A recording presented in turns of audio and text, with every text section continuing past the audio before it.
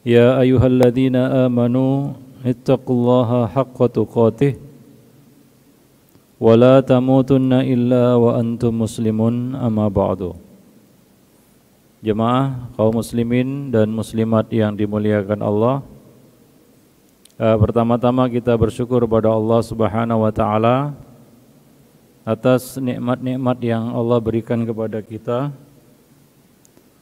Salawat dan salam atas Nabi kita Muhammad sallallahu alaihi wasallam, atas keluarga beliau, sahabat-sahabat beliau dan umat beliau sampai hari kemudian. Jemaah yang dimuliakan Allah, pada kesempatan malam ini seperti biasa antara maghrib dan isya kita isi waktu dengan duduk di majelis ilmu sembari tiba waktu sholat berikutnya. Mudah-mudahan apa yang kita dengar bisa bermanfaat bagi kita. Dan pada malam ini kita kembali melanjutkan pembahasan dari buku Ensiklopedia Akhlak Salaf. Kita masuk pada bab kasih sayang, yaitu sifat ar-rahmah. Salah satu sifat yang wajib dimiliki oleh seorang muslim adalah sifat rahmah, penuh kasih sayang. Karena siapa saja pasti mendambakan kasih sayang. Dan seorang mukmin adalah hamba yang bisa menebar kasih sayang kepada semua makhluk. Dan ini merupakan akhlak Nabi sallallahu alaihi wasallam dan juga para sahabat yang mulia. Allah Subhanahu wa taala sebutkan bahwa sifat sahabat Rasulullah sallallahu alaihi wasallam adalah ruhama'u bainahum, saling menyayangi, mengasihi di antara sesama mereka. Demikian pula di dalam hadis Nabi sallallahu alaihi wasallam mengatakan, mathalul mu'minina fi tawaddihim wa tarahumihim wa ta'atufihim mathalul jasad idza ishtaka minhu 'udwun tada'a lahu sa'irul jasadi bis-sahari wal humma.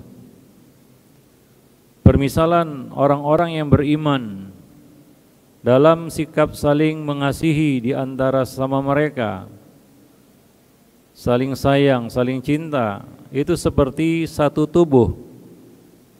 Apabila salah satu bagian tubuh merasakan sakit, maka seluruh bagian tubuh lainnya juga merasakannya. Akan tetapi sangat disayangkan, kadang-kadang rasa kasih sayang ini hilang, berganti dengan kezaliman antara satu dengan yang lain, permusuhan antara satu dengan yang lain, saling membenci dan saling membelakangi. Maka Nabi sallallahu alaihi wasallam mengingatkan kepada kita, wala tabaghadu wala tadabaru wa kunu ibadallahi ikhwana. Jangan kalian saling bermusuhan dan jangan kalian saling membelakangi, memberikan punggung, dan jadilah kalian hamba-hamba Allah yang bersaudara. Karena kasih sayang ini muncul dari ikatan yang baik antara seorang dengan yang lainnya, yaitu ikatan persaudaraan. Maka para jemaah yang dimuliakan Allah, seorang muslim harus menjadi hamba yang penyayang. Allah berkata di dalam Al-Quran, wa ahsin kama ahsanallahu ilaik. Berbuat baiklah kamu kepada sesama sebagaimana Allah telah berbuat baik kepadamu. Allah telah menyayangi kita, maka sayangilah makhluk-makhluk Allah yang lain. Yaitu tunjukkanlah rasa kasih sayang kamu kepada sesama. di mana rasa kasih sayang ini akan menjauhkan seorang hamba dari sikap semena-mena, sewenang-wenang, dan sikap kezaliman. Para jemaah yang dimuliakan Allah, apabila kasih sayang itu sudah tercabut, maka akan berganti dengan sebaliknya, permusuhan, kebencian, dan kezaliman. Ya, dan kezaliman itu adalah kegelapan di dunia dan di akhirat. Kezaliman merupakan salah satu sebab seorang hamba mendapatkan azab neraka di akhirat. Maka salah satu hal yang bisa menghindarkan kita dari sikap kezaliman adalah kasih sayang. Dan Allah Subhanahu wa taala adalah Rabb yang memiliki sifat itu. Dapatkan azab neraka di akhirat. Maka salah satu hal yang bisa menghindarkan kita dari sikap kezaliman adalah kasih sayang. Dan Allah Subhanahu wa taala adalah Rabb yang memiliki sifat itu. Dan Allah membuka kitabnya dengan menyebutkan nama yang berkaitan dengan kasih sayangnya kepada hamba-hambanya. Bismillahirrahmanirrahim. Dengan menyebut nama Allah yang Maha Pengasih lagi Maha Penyayang. Ini adalah sifat Allah yang termaktub di dalam dua nama tadi, Ar-Rahman dan Ar-Rahim. Allah adalah Rabb yang Maha Penyayang.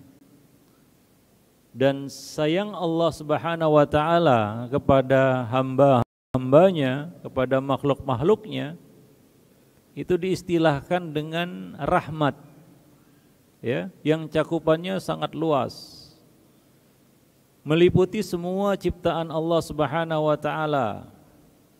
Dalam hal apa saja, Allah Subhanahu wa taala selalu mendahulukan rahmatnya, kasih sayangnya atas murkanya. Sebagaimana disebutkan di dalam hadis qudsi, inna rahmati sabaqat ghadabi. Sesungguhnya kasih sayangku mendahului kemurkaanku. Kurang apa sayangnya Allah terhadap makhluknya? Ya, meskipun haka, kufur, ingkar kepada Allah, bahkan melawan Allah Subhanahu wa taala, tapi Allah masih memberikan nikmat dan rezeki kepada mereka dan masih menahan azab tak sebahagian besar dari mereka. Bahkan Allah memaafkan banyak dari kesalahan-kesalahan manusia an katsir. Ini menunjukkan bahwa rahmat Allah mendahului murka. Kalau setiap dosa yang dilakukan oleh manusia itu diiringi dengan murkanya, maka tidak ada satu makhluk pun yang tersisa di atas. Niscaya kita semua berhak mendapatkan murka Allah atas dosa yang Allah masih menyimpan 99 bagian rahmat lainnya, yang mana Allah Subhanahu wa taala akan memperlihatkan itu kepada kita nanti pada hari kiamat. Para jemaah yang dimuliakan Allah, sebagaimana sabda Nabi sallallahu alaihi wasallam, innallaha khalaqa yauma khalaqas samawati wal ard mi'ata rahmah. Sungguh pada hari ketika Allah menciptakan langit dan bumi, Allah menciptakan 100 rahmat kasih sayang. Kullu rahmatin tibaqa ma bainas samai wal ard.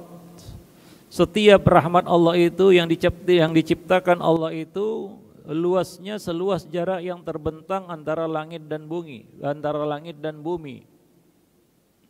Faja'ala minha fil ardi rahmatan. Kemudian Allah meletakkan satu rahmatnya di bumi. Fabiha ta'atiful walidatu ala waladiha wal wahsyu wat tayru ba'duha ala ba'din. Dengan satu rahmat itu seorang ibu menyayangi anaknya. Binatang-binatang buas dan burung-burung saling mengasihi antar sesama. Ya, coba lihat sebuas-buasnya hewan buas, masih rasa kasih sayang terutama kepada anaknya. Ya, di antara hewan kadang-kadang saling mengasihi satu sama lainnya padahal berbeda jenis. Itu kadang-kadang terjadi dan ada itu ya. Ya, padahal hewan ini biasanya fitrahnya enggak saling bertemu. Tapi ada yang saling mengasihi satu sama lainnya. Ya, dan kita lihat itu rasa kasih sayang pada hewan yang enggak punya akal dan enggak punya perasaan. Dengan itu Allah Subhanahu wa taala menjadikan antara sesama makhluk saling mengasihi satu sama lainnya. Itu di dunia satu bagian rahmat Allah Subhanahu wa taala. Masih ada 99 bagian rahmat lainnya yang masih Allah sembunyikan, belum Allah keluarkan, belum Allah tunjukkan, nanti pada hari kiamat Allah akan mengeluarkannya. Ya, nah demikian para jemaah yang dimuliakan Allah. Fa idza kana yaumal qiyamah akmalaha bihadhihi rahmah. Pada hari kiamat nanti maka Allah akan genapkan semua rahmat Allah Subhanahu wa taala itu. Allah sempurnakan kepada manusia. Di dalam riwayat lain disebutkan ja'alallahu rahmata bi'ata juz'in.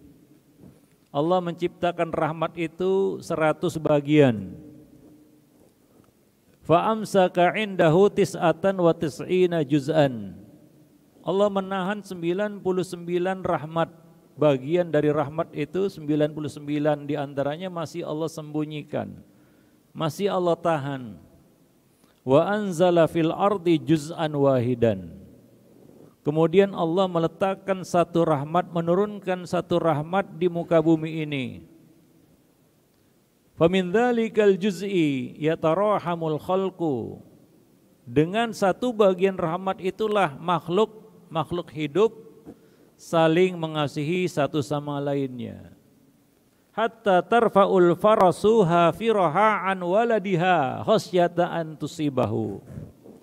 Sehingga seekor kuda dia menahan kakinya dari anaknya yang berada di bawahnya karena khawatir akan menginjaknya. Para jemaah yang dimuliakan Allah. Begitulah luasnya rahmat Allah Subhanahu wa taala. Maka Allah adalah Rabb yang memiliki sifat pengasih dan penyayang dan memiliki nama Ar-Rahman dan Ar-Rahim. Dan oleh karena itulah, dengan alasan itulah Allah menyayangi hamba-hambanya yang penyayang. Ar-Rahimuna yarhamuhumur Rahman. Hamba-hamba yang penyayang mereka akan dikasihi, disayangi oleh Ar-Rahman yang Maha Penyayang.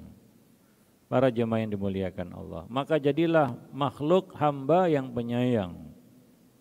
Jika seorang ingin menjadi mukmin sejati, maka seyogianya dia memenuhi hatinya dengan kasih sayang, ya, kepada sesama manusia, terutama kepada orang tuanya, kepada pasangan hidupnya, suami atau istrinya, kepada anak-anaknya, kepada saudara-saudaranya, karib kerabatnya, kepada tetangganya, kepada sahabatnya, kepada khadimnya, kepada budaknya, kepada kaum fakir miskin, anak yatim, dan kepada orang-orang yang lemah, dan kepada seluruh kaum muslimin secara umum. Bahkan bukan hanya sesama manusia, seorang hamba mukmin juga menunjukkan kasih sayangnya terhadap binatang, ya, kepada makhluk-makhluk Allah yang lainnya. Ya, mukmin sejati yakin bahwa dengan menyayangi sesama makhluk dia akan mendapatkan balasan yang setimpal, yaitu akan disayangi oleh Allah Subhanahu wa taala. Yang mana kasih sayang Allah itu jauh lebih besar daripada kasih sayangnya. Maka Nabi SAW mengatakan innama yarhamullahu min ibadihi ar-ruhama. Sesungguhnya hamba yang disayangi Allah Subhanahu wa taala di antara hamba-hambanya adalah yang memiliki sifat penyayang. Para jemaah yang dimuliakan Allah, ya. Dan juga Nabi berkata tentang pengaruh kasih sayang terhadap hamba, ya. Kasih sayang, ya, pengaruh kasih sayang dari seorang hamba itu terhadap penghuni langit. Nabi mengatakan ar-rahimun yarhamuhumur rahman. Irhamu man fil ardi yarhamukum man fis sama. Orang-orang yang memiliki sifat penyayang akan disayangi oleh Allah yang Maha Penyayang. Maka sayangilah setiap penduduk bumi, niscaya engkau akan disayangi oleh penghuni langit. Penghuni langit di sini maksudnya adalah para malaikat, para jemaah yang dimuliakan Allah, ya. Nah, tentunya ya kasih sayang ini akan membawa kebahagiaan bagi hamba tersebut. Ya, terutama orang-orang yang Allah Subhanahu wa taala berikan kekuatan kepada mereka. Kuasa, kekuatan, ya, orang yang Allah Subhanahu wa taala beri kekuasaan, maka mereka wajib memiliki sifat ini terhadap orang-orang yang di bawah kekuasaan mereka. Dan kasih sayang seorang yang memiliki kekuasaan terhadap orang-orang yang di bawah kekuasaannya, ini merupakan bentuk kasih sayang yang terbaik. Ya, karena itu sangat berat. Orang yang punya kekuasaan cenderung berbuat aniaya karena kekuatan yang dimilikinya. Ya, menunjukkan sifat kasih sayang dari orang yang punya kekuasaan dan kekuatan itu adalah suatu hal yang susah. Maka apabila orang yang diberi kekuatan dan kekuasaan oleh Allah kemudian dia menunjukkan rasa kasih sayang, tentunya nilai kasih sayangnya ini itu sangat besar di sisi Allah Subhanahu wa taala. Jemaah yang dimuliakan Allah.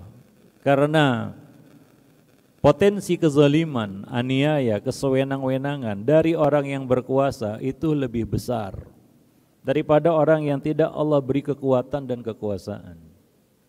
Ya, contohnya seorang suami kepada istri. Ya, kasih sayang seorang suami kepada istri itu nilainya tinggi di sisi Allah Subhanahu wa taala. Kasih sayang seorang pemimpin kepada rakyatnya itu sangat tinggi nilainya di sisi Allah Subhanahu wa taala. Karena dengan kasih sayang itu dia dapat menegakkan keadilan. Keadilan tidak akan mungkin ditegakkan jika tidak ada rasa kasih sayang dari dalam hati kita. Kita tidak akan mungkin berlaku adil kalau kita tidak punya rasa kasih sayang. Para jemaah yang dimuliakan Allah. Di dalam hadis yang lainnya Nabi juga mengatakan, man la yarhamin nas la yarhamhullah. Orang yang tidak menyayangi manusia, sesama makhluk, Allah tidak akan menyayangi dirinya. Allah tidak akan memberikan kasih sayang kepadanya. Jemaah yang dimuliakan Allah. Maka bagi yang ingin mendapatkan kasih sayang dari Allah, sayangilah sesama makhluk. Para jemaah yang dimuliakan Allah. Dan sifat kasih sayang ini merupakan tanda kelapangan dada, kelembutan hati, dan keluhuran budi pekerti. Ya, seorang yang berakhlak mulia adalah orang yang memiliki kasih sayang di dalam hatinya. Di dalam sebuah hadis Nabi SAW bersabda, hadis Ibnu Mas'ud radhiyallahu anhu, lan tu'minu hatta tarahamu. Kamu tidak akan mencapai sempurnanya iman, tidak akan mencapai hakikat iman hingga kalian saling berkasih sayang.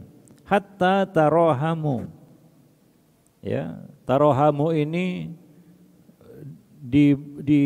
disebutkan dalam bentuk wazan tafaul yang menunjukkan ada dua pihak yang saling melakukan satu perbuatan.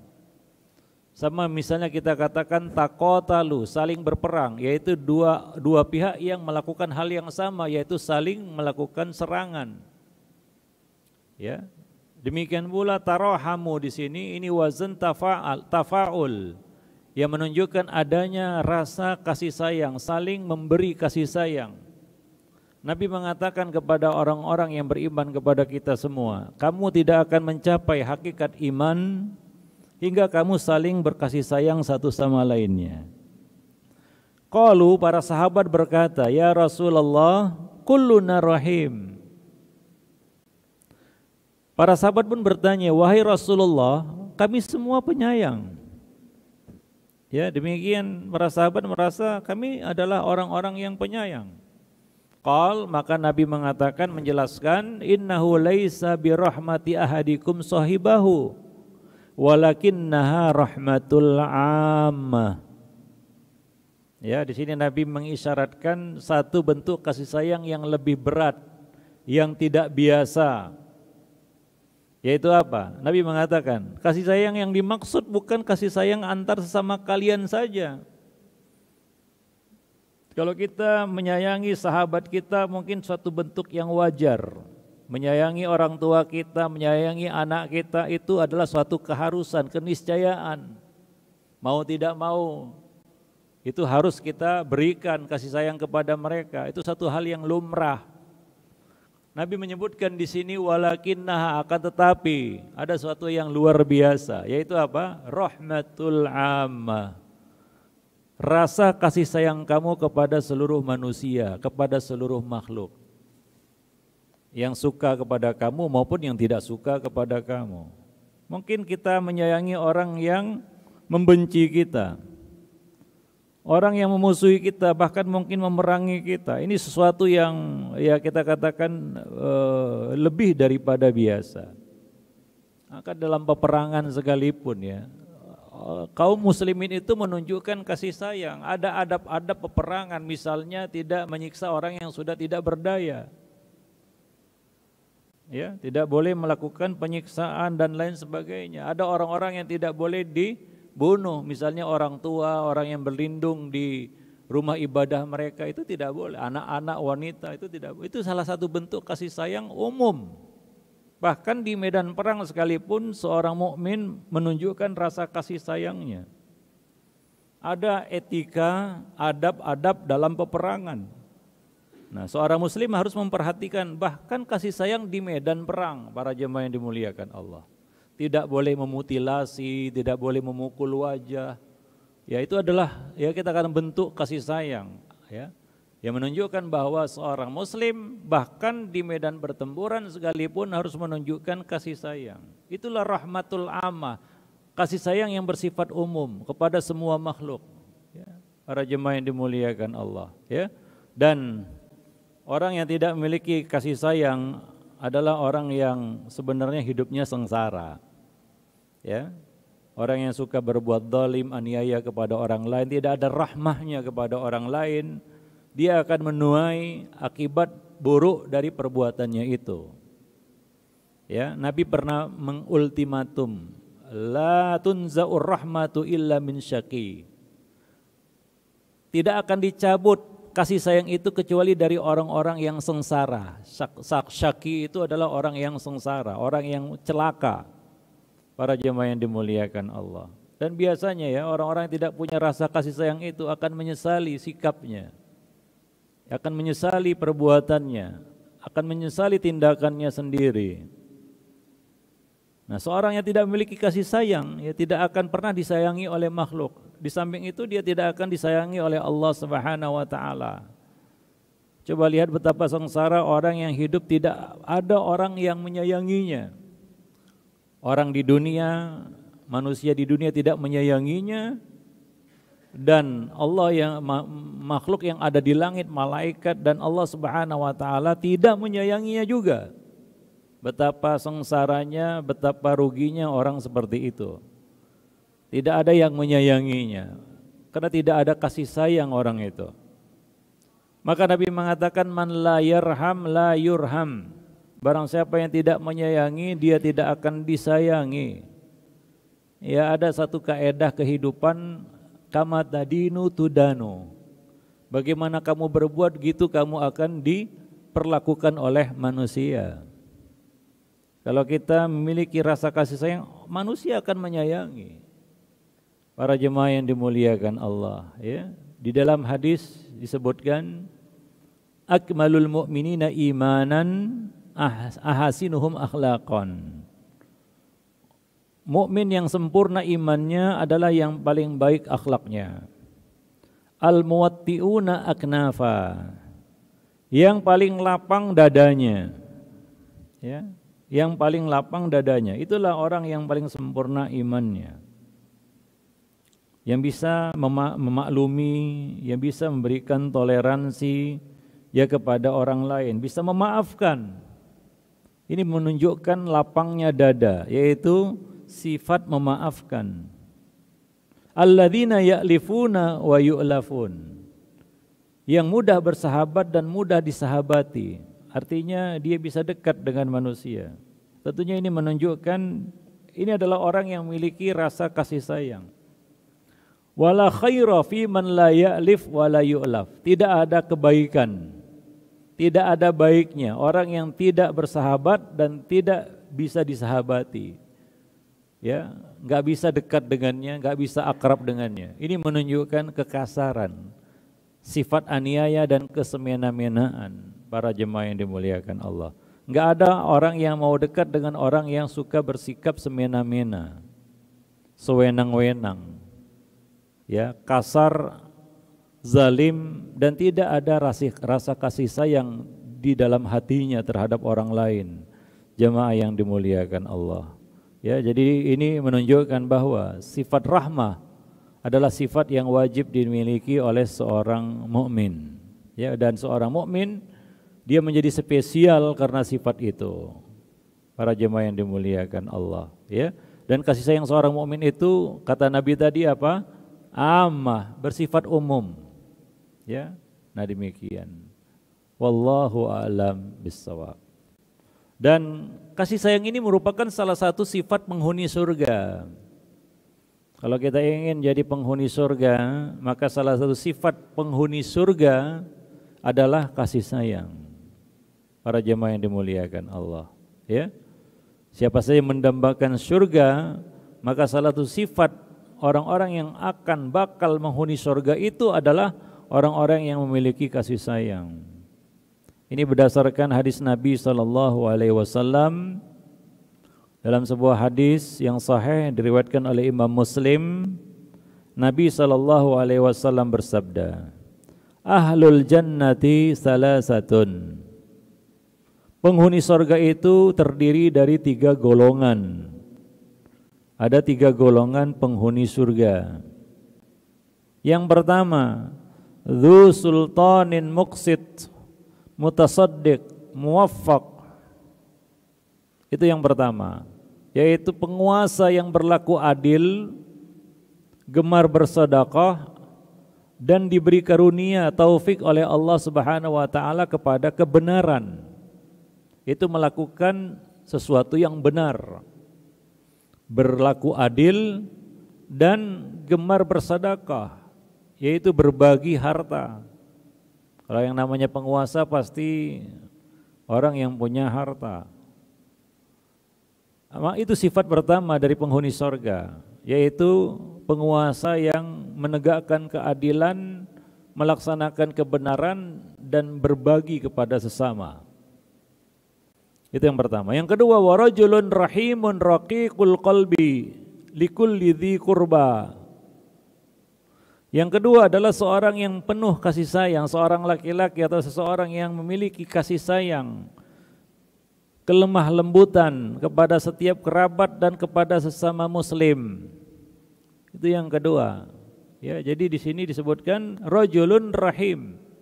Seseorang yang memiliki rasa kasih sayang, raqiqul qalbi, lembut hatinya, likulli dzi qurba, kepada setiap karib kerabat ataupun kepada setiap muslim wa muslimin. Ini penghuni surga yang kedua. Yang ketiga, penghuni surga yang ketiga adalah wa muslimin afifun muta'affifun dzu'iyal. Yang ketiga adalah seorang muslim yang menjaga kehormatan dirinya dari yang haram, dari meminta-minta padahal dia memiliki tanggungan yang banyak yang harus dia nafkahi, yaitu menjaga kehormatan diri, tidak meminta-minta. Itu penghuni surga. Rajulun afifun muta'affifun dzu'iyal. Ya, orang yang menjaga kehormatan dirinya. Afif adalah orang yang menjaga kehormatan dirinya. Muta'affif, dia tidak meminta-minta, ya, walaupun dia memiliki dzu'iyal, tanggungan yang banyak. Ya, itu salah satu bentuk menjaga kehormatan diri, yaitu tidak jadi pengemis. Maka dalam Islam nggak boleh berprofesi sebagai pengemis. Namun salah kaprahnya sekarang ini, pengemis selalu mengenakan identitas Islam. Ya, Banyak ternyata dia bukan muslim, tapi seolah-olah diidentikan mengemis itu identik dengan Islam. Padahal di dalam Islam dilarang mengemis. Ya, dan salah satu penghuni surga, ahlus surga adalah orang yang tidak mengemis, menjaga kehormatan dirinya dan tidak meminta-minta kepada manusia walaupun ada alasan dia meminta, dia punya tanggungan misalnya. Ya, nah sekarang ini kadang-kadang enggak ada alasan untuk meminta-minta, dia memposisikan dirinya sebagai peminta-minta. Bahkan di antara peminta-minta pengemis itu ternyata orang kaya. Punya tanah tuan takur di kampungnya, dia datang ke ibu kota jadi pengemis. Ada enggak? Ada itu. Para jemaah yang dimuliakan Allah, ya. Nah, jadi salah satu di antara sifat penghuni surga itu adalah disebutkan Nabi tadi, rajulun rahim, seorang yang memiliki rasa kasih sayang. Raqiqul qalbi, lembut hatinya, ya kepada siapa saja, terutama kepada karib kerabatnya. Jamaah yang dimuliakan Allah, ya kepada istri. Kadang-kadang ya kita ini bisa berlaku lemah lembut kepada sahabat-sahabat, kepada orang lain yang tidak kita kenal. Tapi kepada istri enggak ada rahimnya. Ya, kepada anak enggak ada rahimnya. Ya, cenderung kasar dan suka menganiaya ya istrinya ataupun anaknya. Dan ini sedang banyak kasus-kasus hari ini ya, para suami yang menganiaya istri. Ya, seolah-olah enggak ada rasa rahmahnya ya terhadap istrinya itu. Tapi kalau kita telisik ya, mungkin dia tidak bersikap seperti itu kepada orang-orang dekatnya yang lain, sahabat-sahabatnya. Mungkin dia baik-baik saja. Ya, mungkin sahabat-sahabatnya pun terkejut kenapa dia menyiksa istrinya. Padahal sesama temannya, sahabatnya, dia begitu lembut mungkin. Jemaah yang dimuliakan Allah. Jadi di sini Nabi sengaja menyebutkan salah satunya adalah kepada dzikurba, kepada karib kerabat. Ya jemaah yang dimuliakan Allah, ya, nah demikian. Dan disebutkan di dalam hadis ya tentang sifat rahmah ini, ya bahwa ini salah satu sifat yang membawa seseorang itu kepada surga dan menyelamatkannya dari api neraka. Ya. Sebuah kisah yang dinukil dari Aisyah, istri Nabi sallallahu alaihi wasallam. Aisyah radhiyallahu anha, istri Nabi. Suatu ketika ada seorang wanita miskin bersama dua putrinya mendatangi rumah Nabi. Dan ternyata Nabi tidak di rumah saat itu. Ia pun bertemu dengan Aisyah. Ternyata keperluannya dia tidak makan selama beberapa hari dan minta beberapa butir kurma. Maka Aisyah pun memberinya 3 butir kurma. Ya 3 orang ya, seorang wanita bersama 2 putrinya, 3 orang. Aisyah memberikan 3 butir kurma. Maka wanita itu memberi 1 butir kurma untuk setiap putrinya dan 1 lagi untuk dirinya. Ya, dia bagi masing-masing 1. Dia pegang 1, masing-masing putrinya pegang 1. Lalu ketika ia mengangkat sebutir kurma miliknya itu ke mulutnya, ternyata kedua putrinya lebih dulu menghabiskan kurma itu darinya. Setelah habis dia lihat kurma milik ibunya. Ya kita bisa bayangkan ya, anak-anak kalau dikasih makanan biasanya langsung dimakan itu ya. Langsung ditelan, langsung dimakan, namanya juga anak-anak.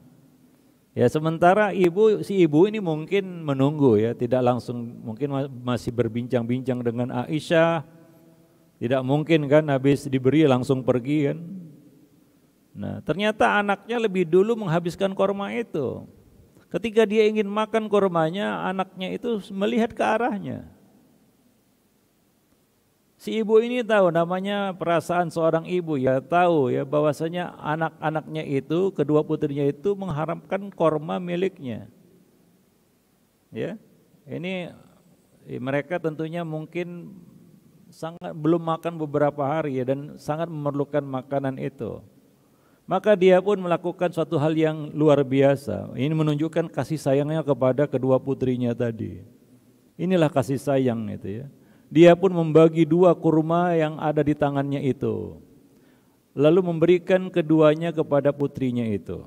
Dibagi 2, diberikan kepada masing-masing putrinya tadi. Sementara dia tidak makan kurma sama sekali. Dia mengalah. Ini bentuk kasih sayang ya. Wanita ini kepada anak-anaknya. Apa kata Aisyah? Aisyah mengatakan, aku takjub melihat sikap wanita itu kepada kedua putrinya. Kemudian setelah pulang, ya setelah Nabi pulang, aku menceritakan kejadian itu kepada Rasulullah sallallahu alaihi wasallam. Nah, setelah mendengar ceritaku, Nabi berkata, "Innallaha qad aujaba laha bihal jannah." Au a'taqaha biha minan nar. Sungguh Allah telah menjamin wanita itu dimasukkan ke dalam surga dengan kasih sayangnya itu kepada anaknya ya. Allah jamin baginya surga, atau Allah akan membebaskannya dari api neraka disebabkan kasih sayangnya itu. Jamaah yang dimuliakan Allah. Ini kan kasih sayang yang wajib ya. Seorang ibu ya memberikan kasih sayang kepada anaknya itu satu yang wajib. Itu pun bisa membawa seorang hamba kepada surga, apalagi kasih sayang yang tidak wajib ya, karena kerelaan hati kita, kelapangan hati kita, kita berikan kasih sayang kepadanya. Tentunya ini lebih besar lagi keutamaannya. Ya, kalaulah kita mengalah dan memberikan bagian kita kepada orang lain karena kasih sayang kepadanya, ini kan luar biasa. Itu yang dikatakan Nabi, ya Rasulullah, ketika sahabat mengatakan, wahai Rasulullah, kami semua penyayang. Ya kepada keluarga ya memang suatu hal yang biasa, wajib itu.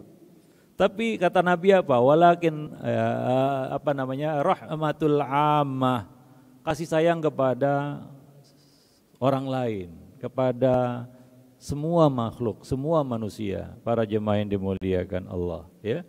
Nah demikian. Jadi ini merupakan salah satu sifat penghuni surga dan salah satu amal yang bisa membawa kita ke surga dan menyelamatkan kita dari api neraka. Maka jadilah hamba yang penyayang, yang memiliki rasa kasih sayang. Karena dengan itu kita bisa menegakkan keadilan. Dengan itu kita bisa mengikuti kebenaran. Dengan itu kita bisa berlaku ya kita katakan baik kepada manusia, memperlakukan baik manusia dengan kasih sayang itu, dan terhindar dari segala bentuk kezaliman, sikap aniaya, semena-mena, sewenang-wenang. Kenapa kita tidak lakukan itu? Karena kita punya rasa kasih sayang, para jemaah yang dimuliakan Allah. Nah, kalau kita bicara Nabi SAW, beliau adalah teladan kita di dalam kasih sayang. Ya, karena Allah mengatakan laqad kana lakum fi Rasulillah uswatun hasanah. Demikian juga Allah Subhanahu wa taala menyebut nabinya di dalam Al-Qur'an, wa ma arsalnaka illa rahmatan lil alamin. Dan tidaklah kami mengutusmu wahai Muhammad melainkan untuk menjadi rahmat, kasih sayang bagi seluruh alam. Surat Al-Anbiya ayat 107. Maka salah satu yang bisa kita contoh di dalam bentuk kasih sayang ini adalah Nabi sallallahu alaihi wasallam. Bagaimana kasih sayang Nabi sallallahu alaihi wasallam. Nah, salah satu ya kita katakan tujuan kita mempelajari sirah Nabi adalah melihat bagaimana bentuk kasih sayang Nabi ya kepada umatnya, bahkan kepada umat manusia. Ya, jemaah yang dimuliakan Allah, jauh dari rasa dendam. Ya kita bisa bayangkan ketika Nabi menaklukkan Mekah, ya, yang mana Nabi menguasai kota Mekah, yaitu pada saat Fathu Mekah, penaklukan kota Mekah, Nabi memaafkan hampir seluruh penduduk Mekah. Ada memang yang tidak diberi pengampunan, tapi mayoritas itu Nabi maafkan. Nabi berkata, pergilah kalian adalah orang-orang yang bebas, artinya dimaafkan. Dan kita tahu bagaimana perilaku buruk ya orang-orang Mekah musyrik Mekah terhadap Nabi ketika Nabi masih lemah. Macam-macam perbuatan mereka kepada Nabi, difitnah, bahkan mereka nyaris membunuh Nabi sallallahu alaihi wasallam.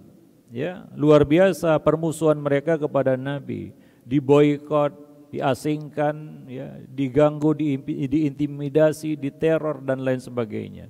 Hingga Nabi harus hijrah dari Mekah, terusir dari Mekah. Tapi ketika Nabi menaklukkan Mekah, Nabi menunjukkan kasih sayang. Nabi memaafkan, dan memaafkan itu adalah satu perkara yang muncul karena kasih sayang. Gak mungkin kita menjadi hamba yang pemaaf kalau kita tidak memiliki kasih sayang di dalam hati kita.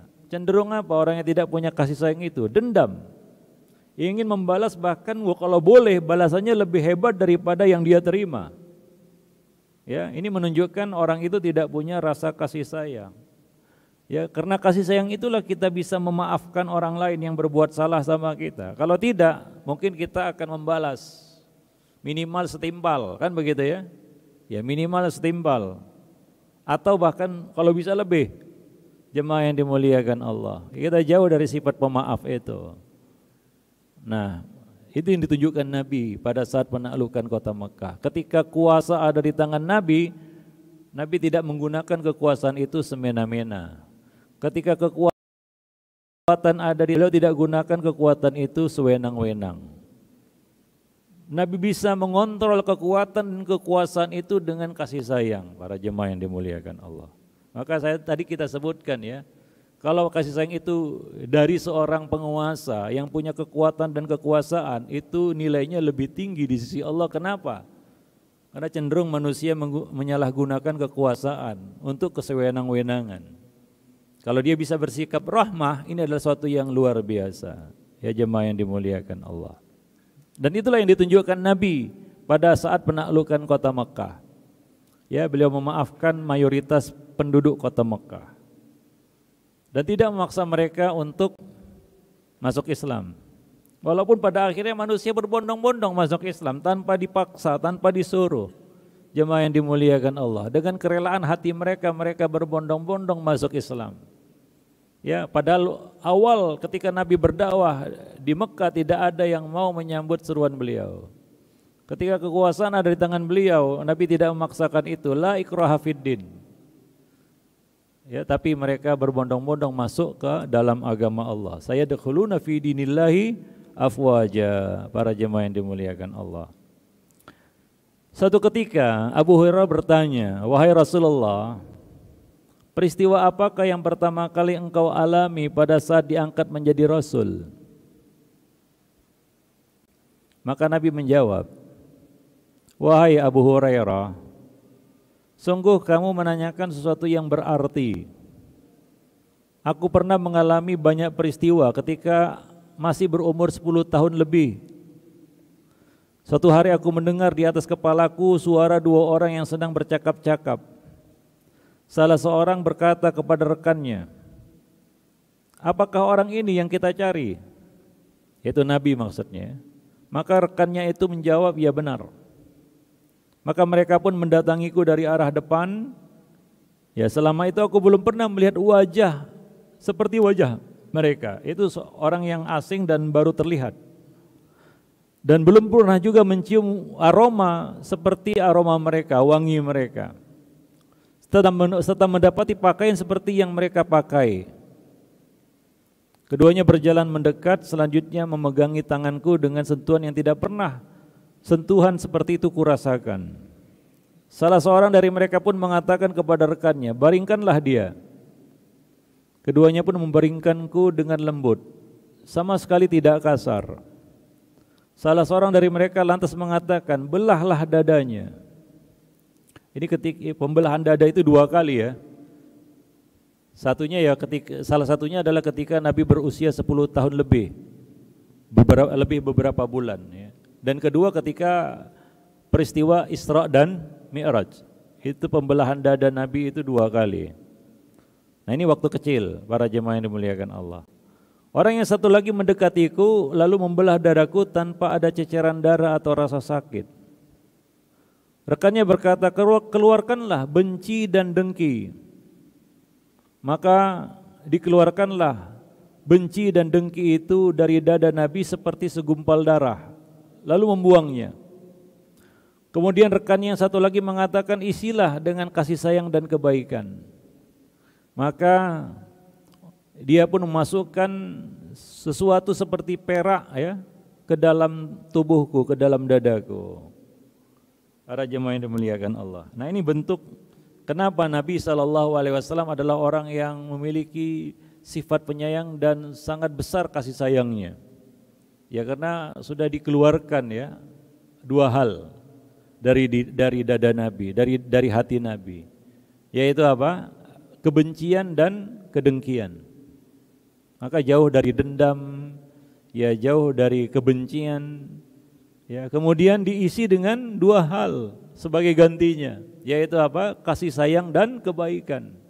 Para jemaah yang dimuliakan Allah. Maka kalau kita lihat sirah Nabi itu kita mendapatkan bentuk kasih sayang yang sangat luar biasa. Ya, nah demikian. Nah kemudian salah seorang dari mereka menggerakkan jempol kaki kananku lalu berkata, sekarang pergilah dengan selamat. Maka aku pun pergi membawa sesuatu yang baru. Maka sejak saat itu aku menjadi lebih lemah lembut terhadap anak kecil dan sangat santun terhadap orang yang lebih tua. Itu Nabi SAW. Maka wajar kalau beliau menjadi satu contoh, sosok teladan bagi siapa saja di dalam hal kelemah lembutan, kasih sayang dan kebaikan, kedermawanan. Para jemaah yang dimuliakan Allah. Ya, wallahu a'lam bishawab. Taib, sampai di sini pertemuan kita, pembahasan kita akan kita lanjutkan pada kesempatan yang lain insyaallah. Subhanakallah wa bihamdik asyhadu an la ilaha illa anta astaghfiruka wa atubu ilaik. Wassalamualaikum warahmatullahi wabarakatuh.